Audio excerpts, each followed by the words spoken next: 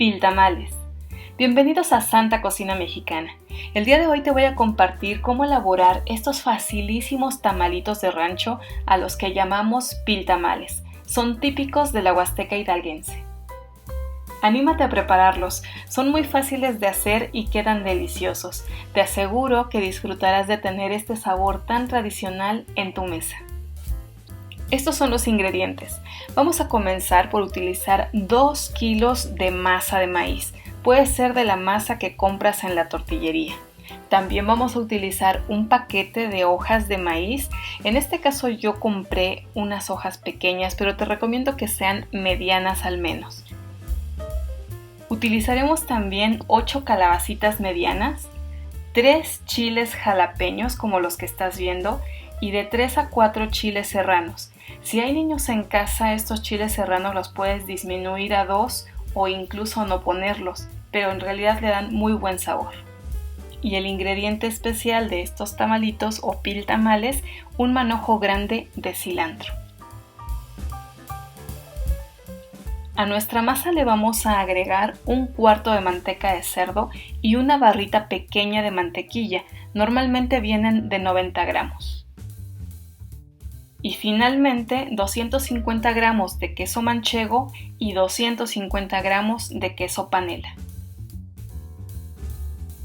Para esta cantidad de ingredientes estoy agregando 4 cucharadas cafeteras, eso sí bien copeteadas, de sal. Y vamos a utilizar también una taza de agua, o si tienes que sea de caldo de pollo estaría perfecto. Vamos a irla agregando poco a poco conforme vayamos necesitándola. Como te decía, estos piltamales son típicos de la Huasteca hidalguense y en esa zona del estado los tamales usualmente no son esponjosos. Eso quiere decir que no tendremos que batir tanto la masa. Claro que nos debemos asegurar de integrar todos los ingredientes perfectamente. Esta masa en realidad debe quedar un poquito aguadita, ya lo verás.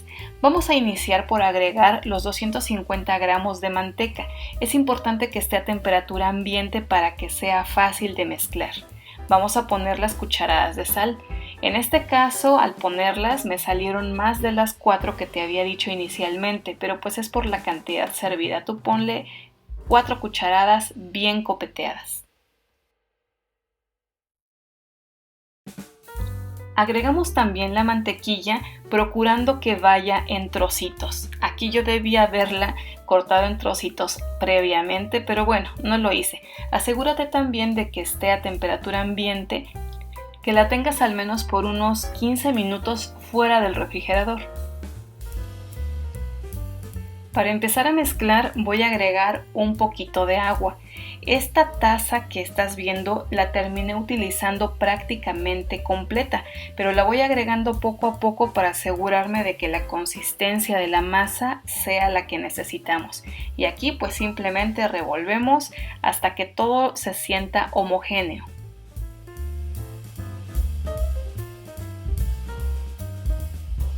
Y así nos va quedando. Yo fui agregando poco a poco el agua, pero como te comentaba, finalmente terminé ocupándola prácticamente toda, así que puedes irla agregando con más confianza.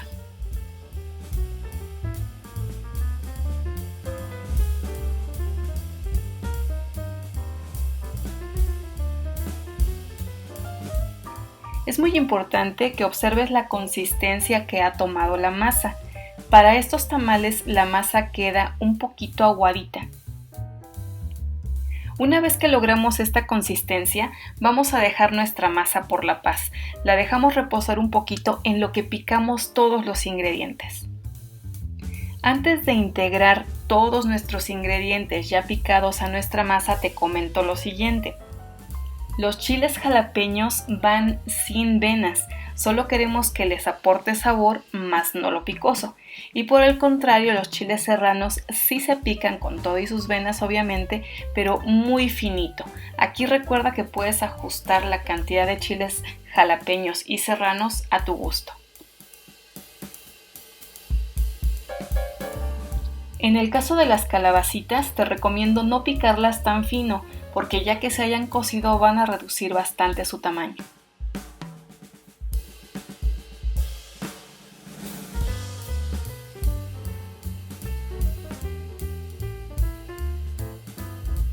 También te recomiendo que en el caso de los quesos sean picados en cuadritos y no rallados, puesto que si los rayas se pierden entre la textura de la masa.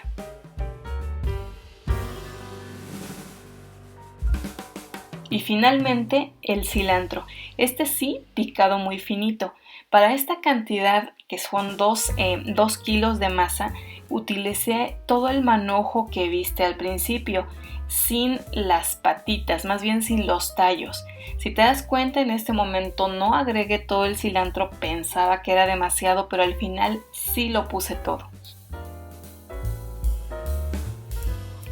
También terminé agregando el restito de agua que quedaba en la taza.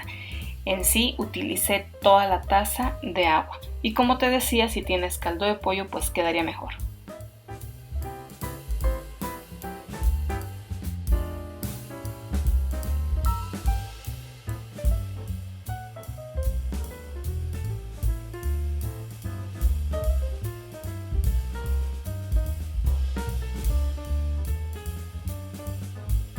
Antes de preparar nuestros tamales debemos asegurarnos de lavar muy bien las hojas. No es tan difícil, simplemente remójalas para quitarles todo ese polvito que pudieran traer y ya que están enjuagadas las vamos a dejar remojando en agua limpia unos 10 minutos aproximadamente solo para ablandarlas. Y ahora sí, nuestras hojas están listas para rellenarlos, para hacer nuestros piltamales. En este caso, si te das cuenta, estoy utilizando una cuchara sopera y estoy poniéndole aproximadamente lo de 2 cucharadas soperas de masa. El tamaño de los tamales ya será a tu elección. Yo te recomiendo que los hagas pequeños, puesto que como no tienen un relleno especial, sino que todo es masita con las calabazas y el queso, pues no tiene caso que sea un tamal muy grande. Es importante que cuando cierras tu tamal hagas un poquito de presión para hacer que la masa se compacte y no te vayan a quedar grumos o partes huecas en el tamal.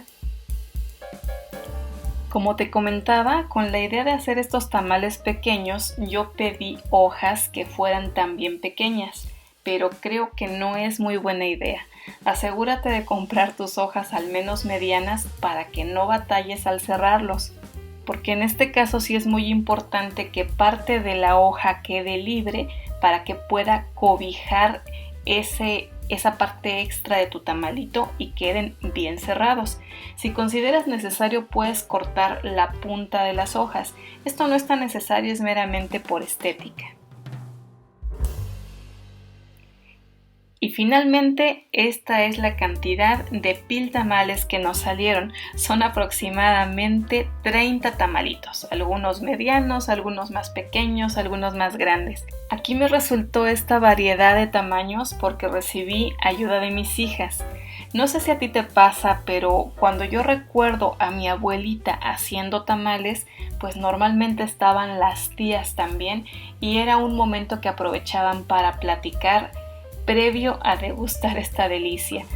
Así que te recomiendo que cuando te animes a prepararlos, involucres a los integrantes de tu familia a hacerlos, al menos en esta parte de rellenarlos, que es lo más fácil. Y bien, pues vamos a preparar nuestra vaporera.